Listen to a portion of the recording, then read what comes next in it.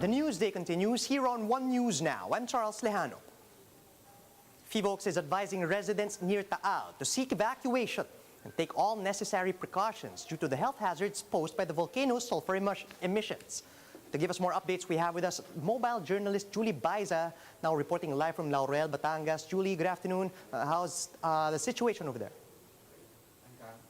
Charles, good afternoon. Taal Volcano is still under alert level 3. Over the past 24 hours, the Taal Volcano Observatory recorded 20 low-frequency volcanic earthquakes, 2 tremors, and 4 tectonic events. Resident volcanologist Paulo Niva said high levels of volcanic sulfur dioxide or SO2 gas emissions have been observed from the main crater. As of Thursday, sulfur dioxide emitted by the volcano reached over 13,200 tons per day. FIVOX says the emissions can cause irritation of the eyes and throat, so residents near Taal Lake have been advised to take necessary precautions. Meanwhile, in Laurel Town, there are 9 evacuation centers in different barangays. 286 families or over 1,100 individuals were evacuated from the high-risk barangays.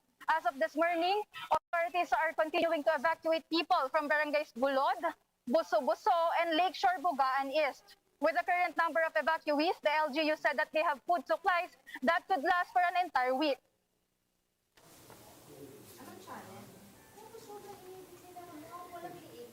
Charles? All right, thank you for those updates, Julie, and stay safe. That was mobile journalist Julie Baiza reporting live from Laurel, Batangas. Small-time business owners in the food sector are bearing the brunt of the big-time LPG price hike that took effect on Thursday.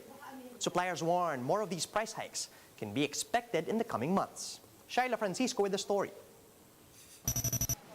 This carinderia in Pasig is Michelle's go-to place when at work. She says that aside from its accessibility, meals here are way cheaper than in most restaurants. But this could change soon, no thanks to the big-time LPG price hike. LPG prices are now up by 5 pesos and 20 centavos per kilogram beginning today. That is equivalent to almost 60 pesos price increase for this 11-kilogram tank. Auto LPG, meanwhile, has hiked prices by almost 3 pesos per liter. But Michelle hopes that consumers like her will not be affected by this. Siyempre, mababawasan yung yung nagiging ipon mo, tendency na gano'n na rin ang nangyayari. Na ano po? Babawasan mo kung wari, gusto mo ng manok, gagawin mo na lang gulay. The carinderia she frequents promised not to increase prices. However, they will shoulder the 5 peso increase for every meal. This is a lot for carinderia owner Joylyn, who buys LPG tank every 3 days. Aside from this, she's still dealing with high prices of meat and vegetables. Ako ang maapektuhan kasi yung kita ko mababawasan. Lahat halos ng bilihin tumaas. Tapos tumaas pa yung gas. Joylyn said that she will purchase another tank if she has extra money, as her supplier decided to delay the increase. Pinapaubos pa namin ang stock namin. Matumal po eh. Simula ng pandemic, matumal pa kami. Kalating customer ang nawala sa amin. LPG suppliers attribute the increase to higher demand in Europe, US, and China as they reopen their economy. Some countries are also stocking up for the winter season. Suppliers warn more price hikes are anticipated in the coming months. Sa pananaw namin, there's a continuous increase, but in our case, domestically, Philippines, we hope that hindi sana. Regasco President Arnelti reminded consumers to switch off LPG tanks to avoid leaks when not in use. He also advised the public to use their LPG tanks efficiently to save more gas when cooking. Shaila Francisco, PR 1 News. The health department confirms that breakthrough infections or catching COVID-19 even after completing vaccination is still possible. However, the FDA's preliminary data proves that such patients only experience mild symptoms and did not need to get hospitalized. To discuss this and other updates, we have Jen Calimon joining us live from Malabon. Jen, good afternoon. Let's start with Bloomberg recently ranking the Philippines 52nd among 53 countries in terms of COVID-19 resiliency. So what is the DOH's reaction to this? Yes, Charles, the DOH is actually aware of this, but USEC Maria Rosario Bergeres said that these kinds of rankings have indicators which the Philippines might not have. Examples of indicators are severity of lockdown in a country, the percentage of the residents being inoculated, flight capacity, positivity rate, and travel routes, among others.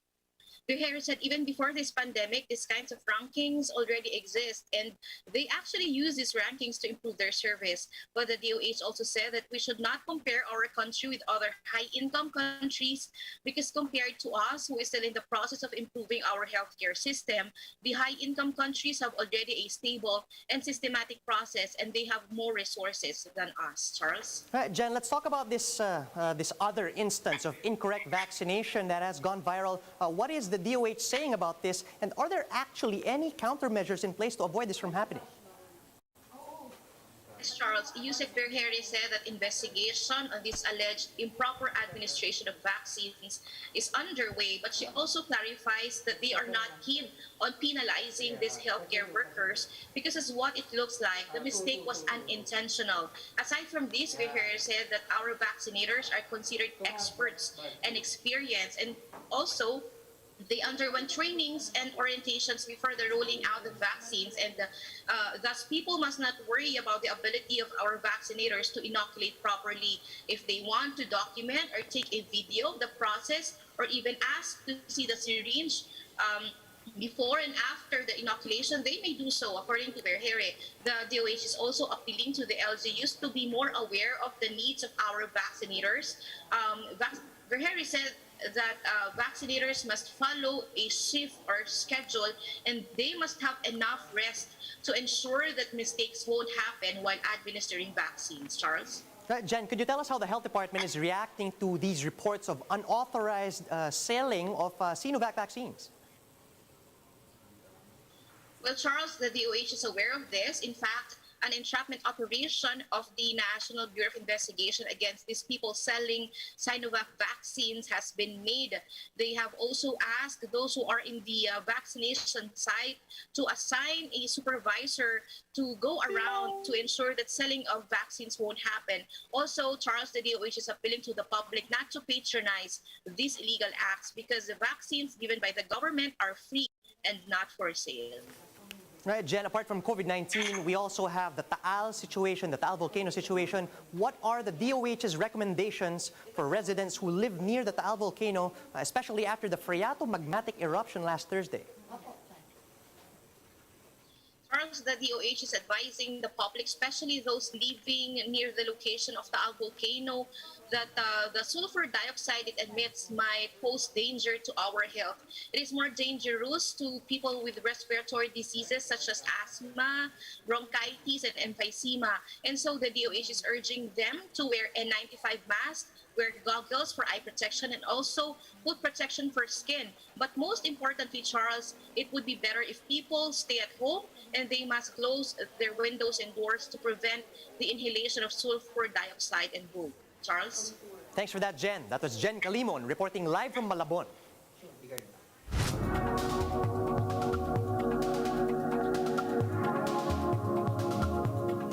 Hate traffic? How about taking a flying car instead? A prototype flying car has successfully completed a 35-minute flight test between international airports in Slovakia. The hybrid car aircraft, called Aircar, is equipped with a BMW engine and runs on regular fuel. Aircar creator and pilot Stefan Klein claims that his invention could fly about 1,000 kilometers at a height of over 80,000 feet. This hybrid car has so far clocked up to 40 hours in the air, and it takes only a little over 2 minutes for the car to transform into an aircraft. During the flight test, the Aircar reached a cruising speed of 170 kilometers per hour in the air. But just like a regular aircraft, a hybrid vehicle still needs a runway for takeoff and landing. And those are the top stories at this hour. Join us again later at 1 p.m. as we continue to monitor the day's biggest stories.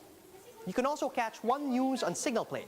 Register for a free account at www.signalplay.com so you can stream One News live anytime and anywhere. I'm Charles Lejano. Mask on, wash hands, and stay safe, Philippines. We are One News.